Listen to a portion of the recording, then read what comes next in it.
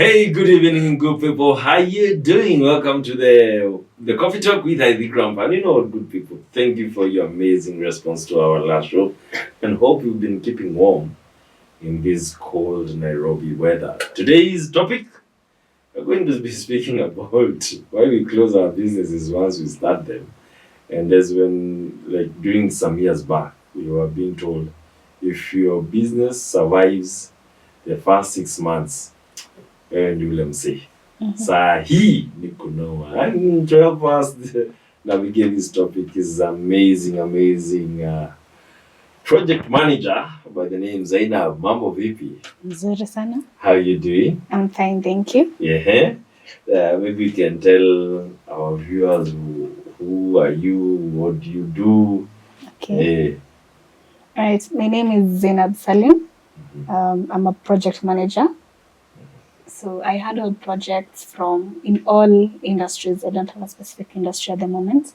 So I can handle finance, I can handle music, the media industry, which I'm currently diving into right now. Yeah, that's what I do. Thank you. Let me ask you, by the way, what does project management? Let's say Grandpa is coming up with a business.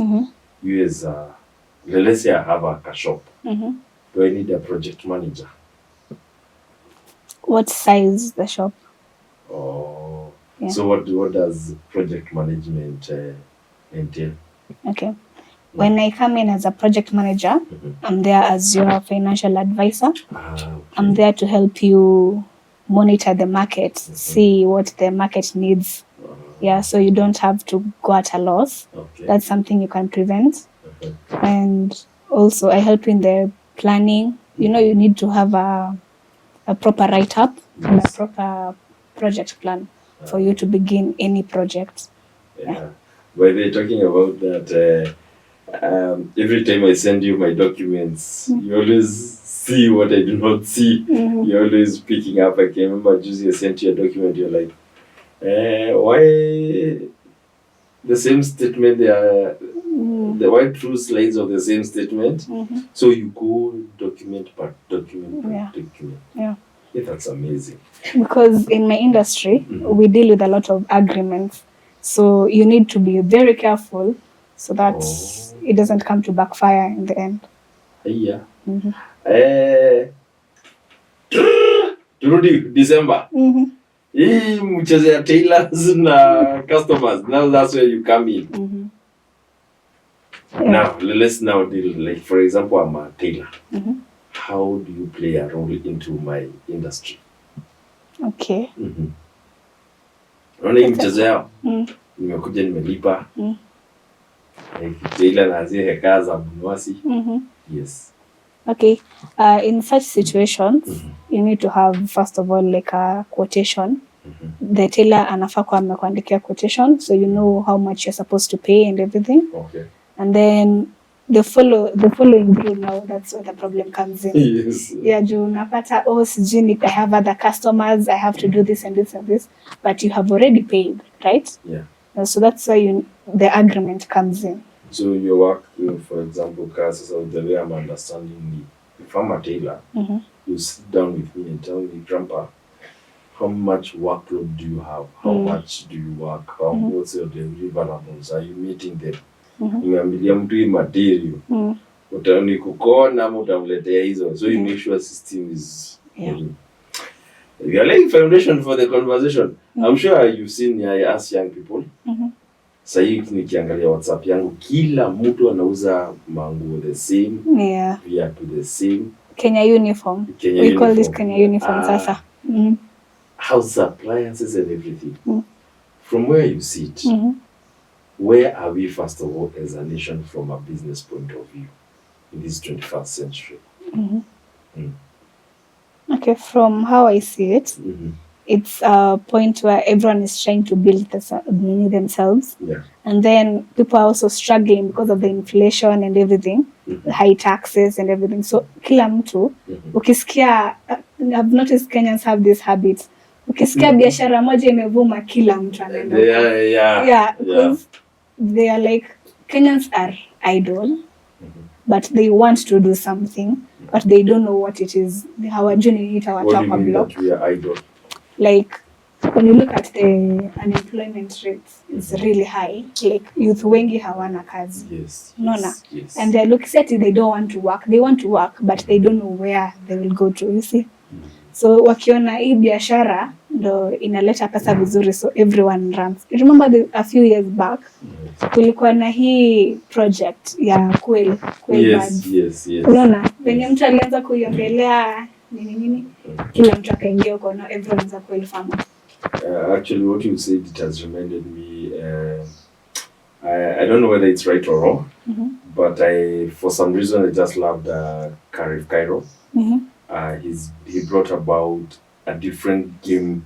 It was a game changer in the automobile world. So everybody started picking what he's saying. Like, will come, this is the info system. They will exactly do, and you see, this is Cairo. What is the danger of following such kind of strategy in your business? Okay. As for him, I have met him indirectly. Yeah. He came for a conference that I attended, and the guy is smart. I can give him that. Yes. Like when it comes to business, the guy is very smart. Yeah. So if what I would you have to you have to listen to the person. Yes. You weigh, like, am I going to follow the strategy?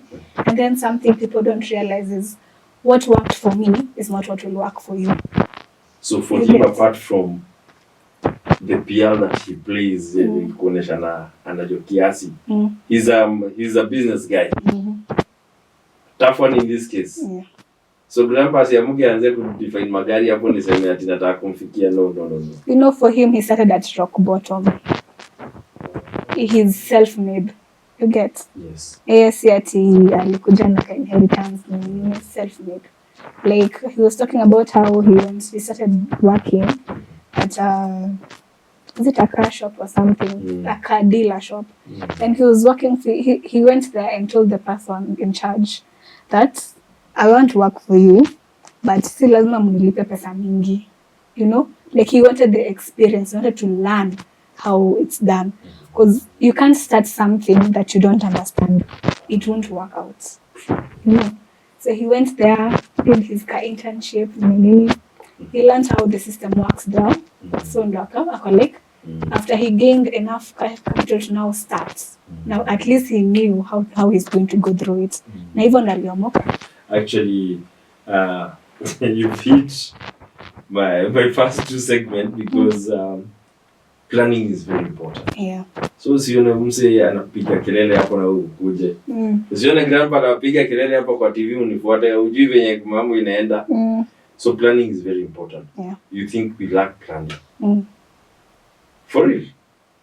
You see, like, why most businesses has the last? It's because in the initial planning, you know, like if you have let's say a project plan, like, you know, at least you're planning unajua, this is the startup that I will need. Yes.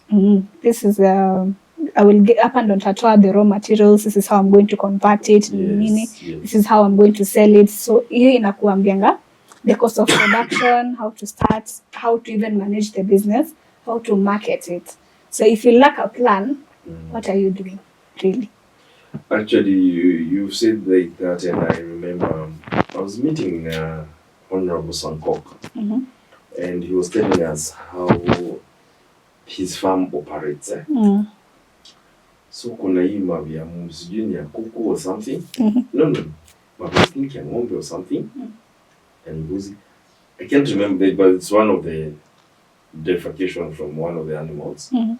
It doesn't throw them away. Yeah. Anaiweka mahali. It degrades itself. Inaanza kutoa nini? Vidudu. Then akona kuku za kienyeji. It comes again, become a need. So this guy is never going at a loss. Yeah. When you want to put a farm with 4,000 chicken, you don't know the formula.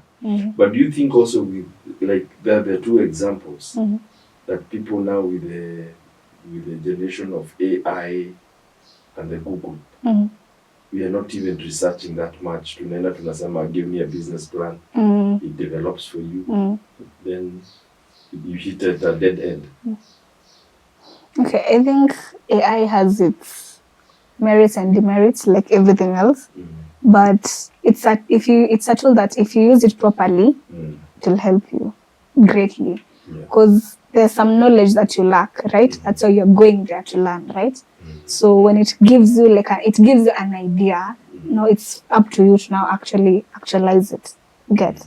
So if you actually follow through to what it's saying, you also do extra research. You get?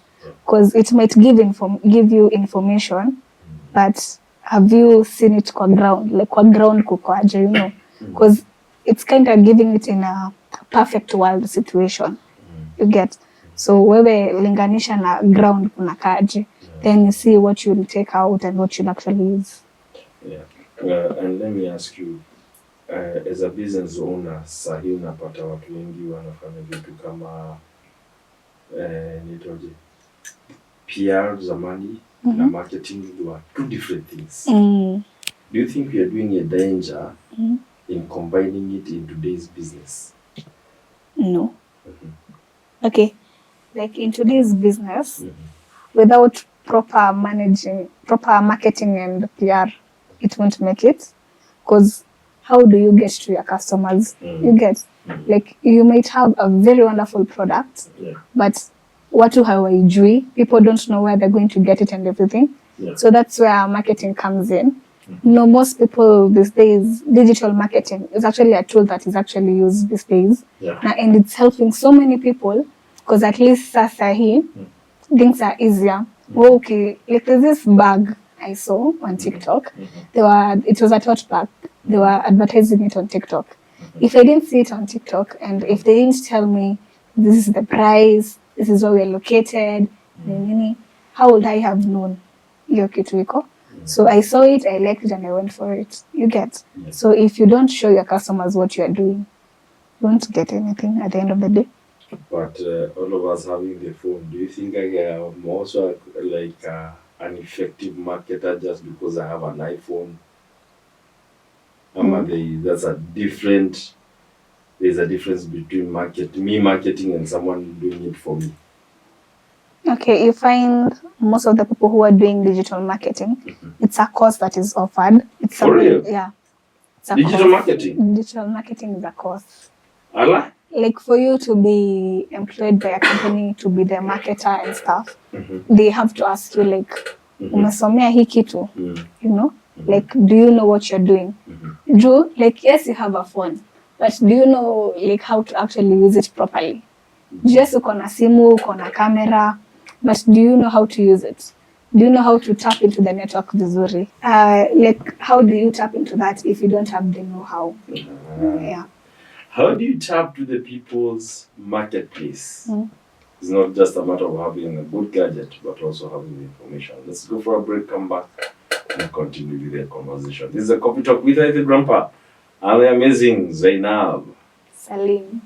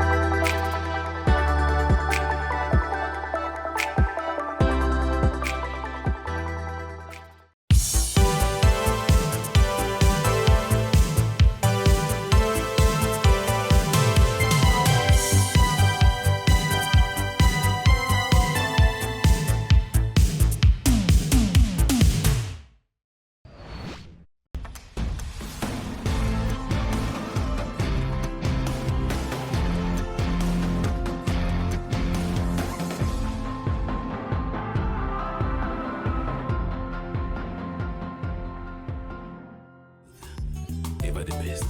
Hallelujah.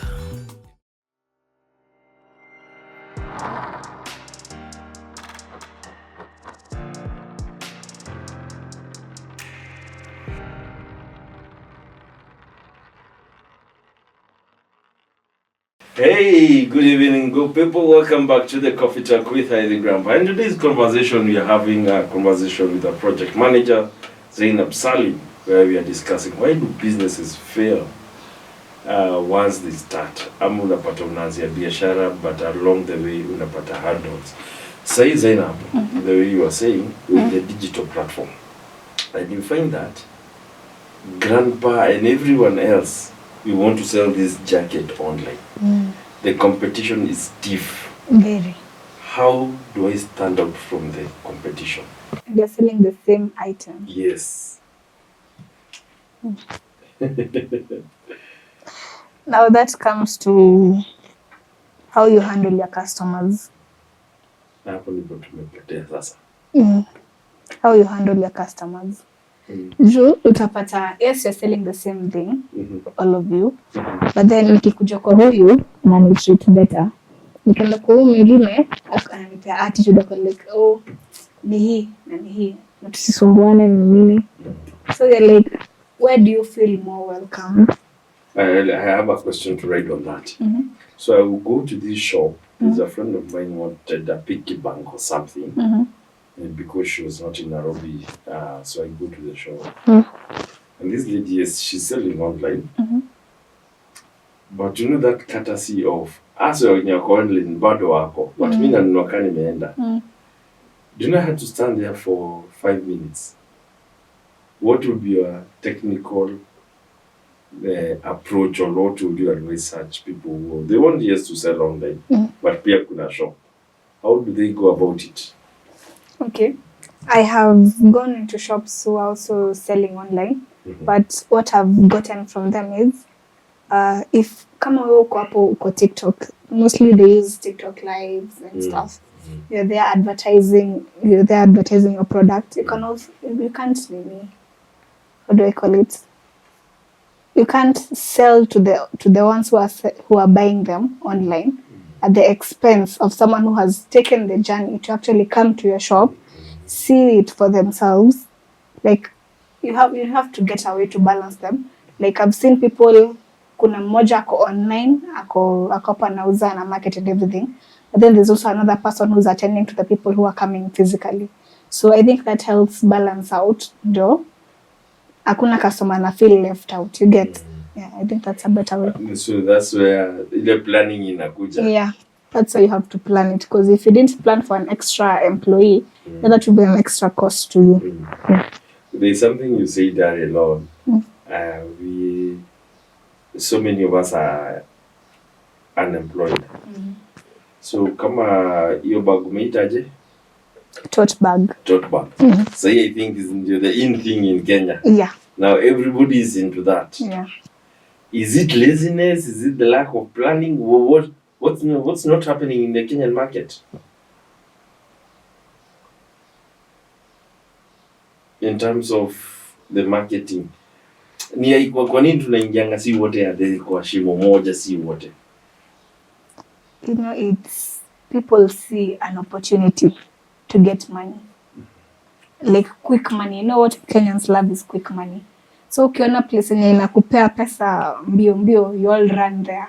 Of which hapo some mna saturate the market, so napata even a product that you could have sold for 5,000 because mko watu wengi, you have to sell it at like 2K. You get of which in the long term perfect. Talk about pricing. There is a lady I saw today in the morning. Anaoneshana, it's not these earpods. I will not name the brand, but it's one of the best brand actually. The new brand, they're usually green in color. But there is amazing earpods, Mloziango 2,500. So but if you go to such a place, these iPods, they're around 1,800. Why certain shift of market? That's number one. Number two, we all know this lady called Shiko. What favored her? What favored her? What did she do that nobody is able to go to her level? I think for Shiko, Yes. I actually watch many of her TikToks. I like them. I think place yenye ilimokolea ni the support that she has. Support from her friends or people she's intimate with. Like at least akona hiyo support. Like she is able pia to travel to China, angalie the things herself and then have them imported. And then she has her marketing ndio imemsaidia pia. Marketing. She has done a wonderful job marketing. Because almost everyone, but a good number right now. Ukiuliza about Shiko, like, oh yes, I saw her on TikTok, I saw her on this. So she has used the social media platforms to her advantage. And then there's also the pricing factor. Okay, like, for her, she's importing directly from China. She doesn't have to go through a middleman or something. Ndo sa afike ndo afikisho kwa market. So hapo prices obviously for her they'll be lower. Because unaangalia pia. What is the characteristic rule of aka jamaa wanakuanga na yeye? Is it the hype man ama anakuanga nani? What is it? Honestly, I've never understood what exactly he does. But anaanga tu kama ka hype person, like mtoto wa kuweka tu psych. Anaanga tu enda kazi yake basi. But I think pia anamsaidia in management. I'm not sure about that. Yeah. Hey, manzi, marketing is nini. And let me ask you. Again, in this marketplace, you find that there are high quality and low quality. Kenya is a disaster market because these are my clocks. My bro sends me to the same place he bought his clock. Until today, zake ziko fiti. Zangu hazijakaa wiki, zimeharibika. Jamani nini alifanya ama nini hakufanya? What's happening to our production? Okay, I think it comes to pricing. You check, I can get it cheaper here. You know that thing of, I know a cheaper guy, So you go for the cheaper option, of which quality, obviously, haiwezi kuwa nzuri. It can't match up to the one. But then since you're working on a tight budget, you just have to go for the cheaper one. But then, like yes, you'll make sales in the beginning, but then customers won't refer. Like it's not sustainable. Yeah, like most shops and most companies, or what should I call them, most businesses run because of referrals. You get like me nikienda ninunue kitu and it serves me. So when I hear someone else talking about it, I'll be like, oh, I bought such a thing. But I bought it from this person, you get. But kama ulinunua kitu and it didn't serve you, utakuwa like, ulinunua pale lakini uko usijaribu, get. So hiyo ina make sure like in the beginning itakuwa tu sawa, but then as time goes by your business won't stand in the market. So if you're a business person, make sure your quality and your products go to high quality. Yeah. Don't go for low quality because sidhani hapo mimi narudi tena. And also you find pia watu wa Ujipawa. I brought the same jokes. They were putting the blue pill in the Ujipawa. Just to make people sell a certain narrative. What are the dangers of someone becoming too ambitious? Yeah, because you see, like a blue pill it's something that is medicated and also it's given under doctor's instruction. What are some of the things that people do in these businesses that they don't see the danger? Because some people prefer shortcuts. They don't want to go through the whole process. They don't want to go through the whole journey. Hawataki kuteseka. But yes, you will drive, but your fall will be mighty. You will fall with a thud. Because you cannot affect people, like especially like the one you're talking about, like putting blue pill and everything. Yeah. It has its side effects. So you cannot negatively affect someone's life and you expect that it won't come back to you. It will come back to you. Yeah, eventually, but it will come back. Yeah. Because sometimes when that topic came, it was quite a big topic. And I can imagine how many people who are doing genuinely healthy porridge, or rather the uji power, had to close down because just a number of people tried to be mischievous. Yeah. And also maybe these are business ethics also they need to follow, because you find like even simple as a butcher. Napata butcher kuna kabuti ingine chafu. Unashindwa manzi. Hauna 10 bob ya kununua tu mtungi ya maji ama 20 bob with omo and wash. They find that those little things that we overlook also damage the business. Yeah. Do you think branding is important in today's day and age? Yes, it is. Yes. Because let's say you, for example, what is your brand? The grandpa. Yeah, the grandpa. Yeah. What is your signature look? The hat, yeah. Right? Yes. So anywhere, mtu ataangalia, let's say mtu ako na function or anything, they're like, usha build your name. You've already built yourself as a brand. Okay, like, oh, if I have a function or anything, I can call the grandpa to come do it for me. You have branded yourself in such a way that people know you can actually take on the work and actually do it nicely. You get? So yes, it is important for your work. So so where you sit, how do you rate our branding as Kenyans? Well, how do you rate our creativity in terms of branding? 1 to 10?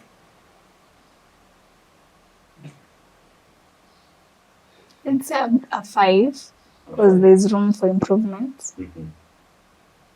And mbona tuwasikiangi watu kaa nyinyi mkikuja sana kwa frontline, like the project managers, because the more I'm speaking with you, I'm like, naona hapa hivi ningesaidika, hapa ningesaidika. Why?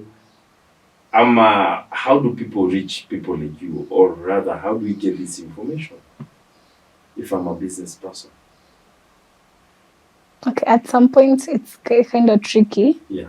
Because, okay, as project managers, we work with referrals mostly. Like most of the work we get is through referral, a friend of a friend, you get. Like if you do your work nicely and the project actually succeed, you get someone. But how many people have that link, have that connection, you get? Like ni watu wangapi wame hire a project manager? Najua it's also a career that is overlooked because mtu ako like, ni kwa nini nilipe mtu pesa kunimanajia kitu na mimi mwenyewe naweza fanya? You get? So in the long run unapata like yes unaweza taka kujifanyia, but then you don't have the know-how, so unapata hautaenda mbali. Get? So like you will have made more if you actually brought on someone. So, but the more you speak, the more I'm like, the more the bad moment. You know the way Najambia, by the way, here, this is what I missed in my branding, this is what I missed, you know. These are the problematic issues that we have. So let's say you come into my business. You first run through the business. You understand what I'm doing. Then you look at what I've been doing right and wrong. So it's like you do an audit. That's now when the finances now come in. Now, do you think a lot of businesses understand their financial system? Majority do not. Because you get, okay, let's say for example in sole proprietorship, it's just you and you alone. Wewe ndo accountant, wewe ndo mfanyikazi, wewe ndo salesperson, wewe ndo marketer, wewe ndo everything. So obviously kuna vitu zitakuponyoka at some point, you get? Yes. Now hold it at that. Let's go for a break. Come back. Umeingia penye nilikuwa nataka sasa. Au sole proprietorship. Grandpa ni yeye, kila kitu ni yeye, accountant, CEO, HR. Ni mimi bado mtu wa kuosha chini. Na najiripanga saa zingine na stop. Hiyo mchezo tuache. Let's go for a break and come back and continue this amazing conversation.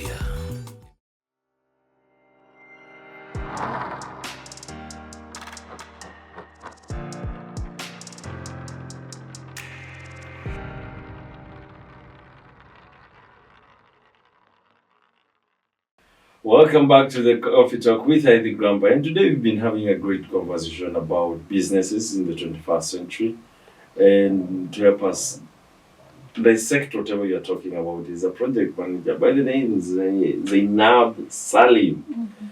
Now you are telling us about now the money part of the business. Mm-hmm. Grandpa, yes, you, HR. What is the danger of me being everything? Okay, first of all, okay, multitasking is a skill that not everyone has. Get. Okay, for example, umejieka wewe ndo CEO, right? The CEO role yake ni oversee everything, right? Aya, pia umejieka wewe ndo kureceive pesa, wewe ndo accountant nini. You're the one who's doing the bookkeeping at the end of the day. Aya, wewe ndo umejieka pia worker, meaning you'll have to, for example, if it's a shop or something, ni wewe utafungua asubuhi, you do the cleaning, nini, you serve the customers the whole day. Kifika jioni, how tired are you? Extremely tired. Yeah. You won't be fresh enough to actually look at your books, kuangalia finances zako, like what is going on. Like, unajua tu, yes, nina make sales, kwa hivyo niko sawa. But then, ikifika hiyo time you're bringing in new stock, uko like, kwa nini kuna venye natoa pesa kwa mfuko?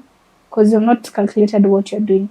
You get, ujangalia hiyo cost of production nimekuwa ikutake. But watu wengi watakuja the argument ile ya bado business ni changa, I do not have money to employ an accountant. Always because a reason. How do we deal with that? Okay. For me, if you're starting a business, yes, let it not be your only source of income. If you're starting your business, should not be the only source of income. Fafanua. Okay. For example, unaanza biashara, right? Yes. Unataka kufungua duka or something. Yes. But then, like, yes, in the beginning it will take a lot of your time because sasa ndio inaamka inatoka kwa ground. But then, kama it is your only source of income, like this thing biashara hufanya, ukiingia, okay, like for some, ina peak very fast. Yeah. Within the first month, peak vibaya sana. Because like, yes, I'm doing good, you get.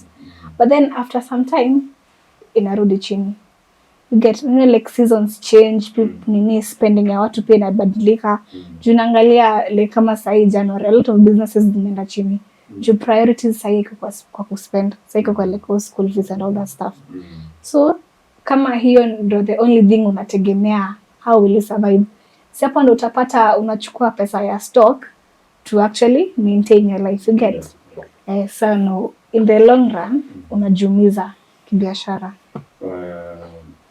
Talking about kujumiza biashara, you find that Zainab amefungua hoteli hapa.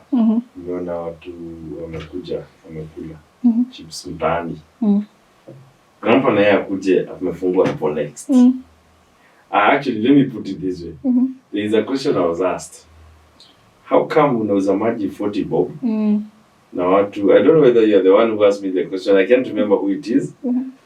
Then msimunyia akuje auze maji 50 bob na inaenda. What is not happening in the two businesses? Okay, unapata pia kuna customer loyalty. You get, like umekuja juzi, huyu kuna already kaleka attachment asha form na customers, you get.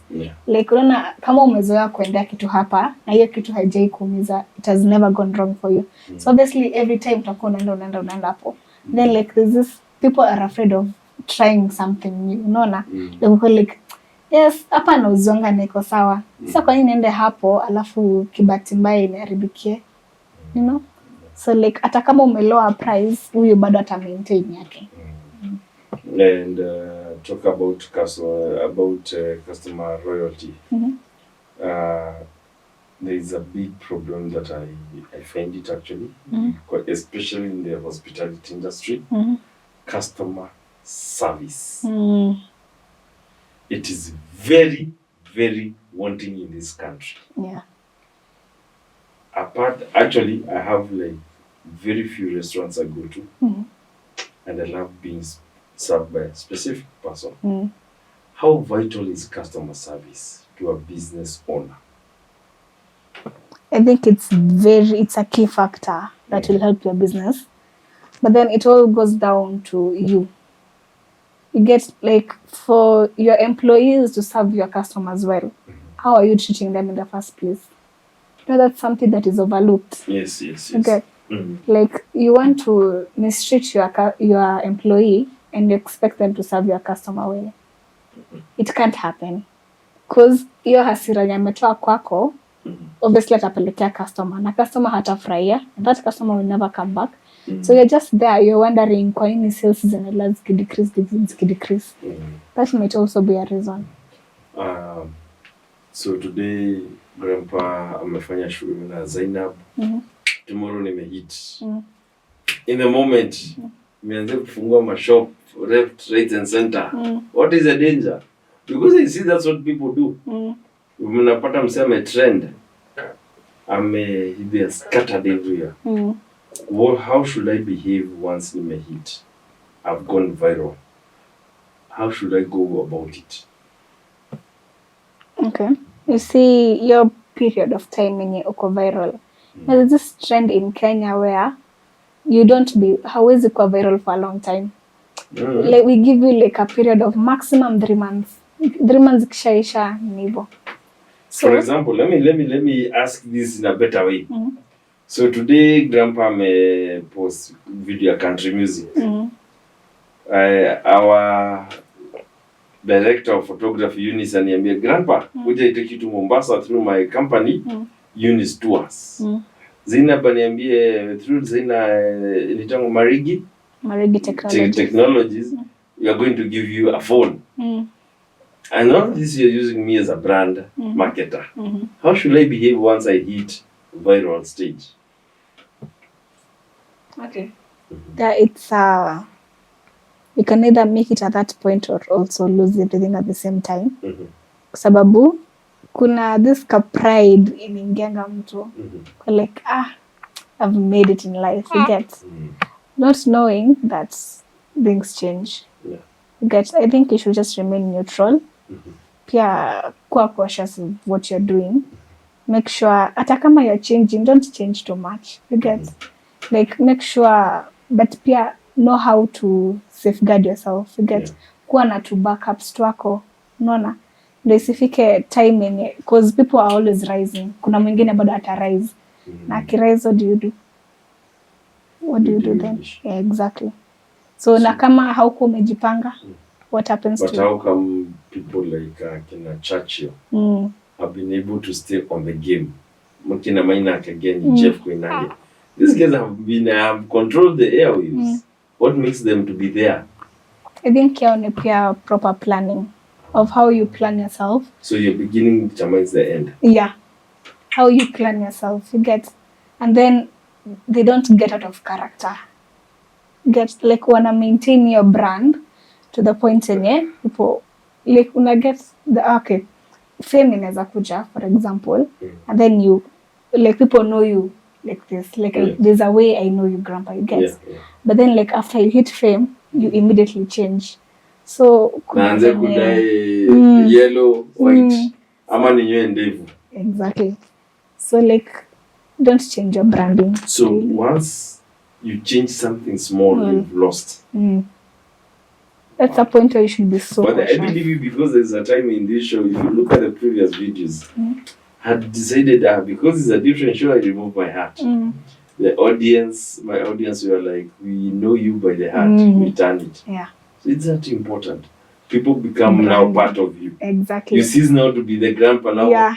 That is just personal attachments you get with branding, you know? Like, when you listen to Maina and Kagini, like, there's a way they talk, they have been talking all through, and that's what captures people's attention. You get? That's what actually makes you excited to actually want to listen to them. You get? So the moment you change that, or like, one is a city boy and the other one is Shags Mondos.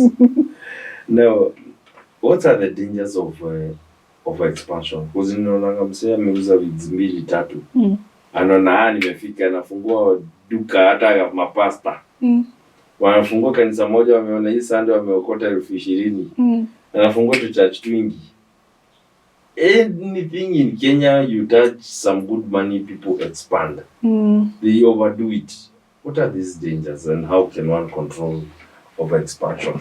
Okay, when it comes to over expansion, like, yes, it has worked for you in this particular area, but then the need is different with different areas. You get, let's say for example, unauza wigs, sindio? Like you have said, seme umeuza wigs CBD ni hit, mama, ukamua wacha nipeleke a place like seme Roysambu, uone Roysambu pia imekuwa a hit, upeleke Westland, uone imekuwa a hit pia. But then itafika point it's too much for you to carry. You get, kabla manage sales ya huku, sales ya huku, kuna moja itapotea, and then when you start making losses, you'll have to close one. And then ubaki na hizi zingine, but then bado the same problem because you didn't know nini ilikusumbua huko kwingine. You know, you never solved that issue. You never even realized what the issue was. So it will make you close that one, then ikuja to the next brand. At the end of the day, umebaki na hiyo moja ama with nothing. Amazing. Walk out, Joe Biden walks in, Donald J. Trump. Umeona venye amefinya watu. What are the economic and external factors that affect such economies of, like ours, wenye tulikuwa tumezoea maybe kuomba kama US? And I'll give you a good example. I understand that amekata some good dollars out of the USAID for the HIV. So unapata kama ni organizations zilikuwa zimedepend for that funding. How do these factors really affect? Because unaona watu wengi wakisherekea huko nje wakisema wamefanya vizuri vitu kama hizo. What are the dangers? I want to see the dangers because I've not yet understood yet. Okay. For him, he's putting, like he said, he's putting America first. You know? Like sisi wengine shauri yenu. You get, he's protecting America, of which that's his job, really. That's his job. Now, when it comes to us, this morning when I was coming, when I was on my way to work, I was listening to Maina. He was talking about the same topic, talking about like why can't Africa improve? Because okay, when ukishazoesha mtu, wewe ndo unampeanga chakula, unampea nyumba, you do everything for them, they become so relaxed the point like see, at the end of the day this person will give you this amount, you know, like hawana that ka push, that ka drive to actually do something for themselves. So like say sana utapata okay, like you just said that's something yenye imekuja kigafla. So like you had two legs, right? Ukakuja ukagongwa moja. That was your foundation. Ukakuja ukagongwa. What happens then? Sasa hapo ndio inaanza kukuhit. Nitakuwa natoa wapi pesa? And you realize you have wasted so much time and so many opportunities and resources. Juu ulikuwa too comfortable. Sasa utafanya nini? If you look at there's an MP who was being told that he's driving a 20 mic V8. Those one of, and I was like, you know, you're not paid that way.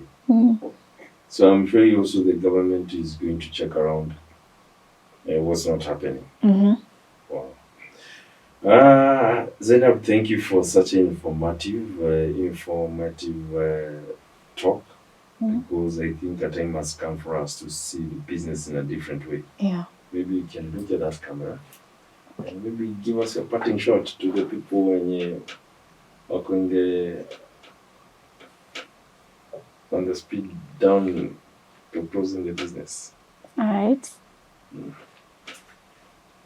Okay, so for the people when you go at that level, and you feel like your business is shutting down and you don't understand why, I'd ask you to first go back to the drawing board.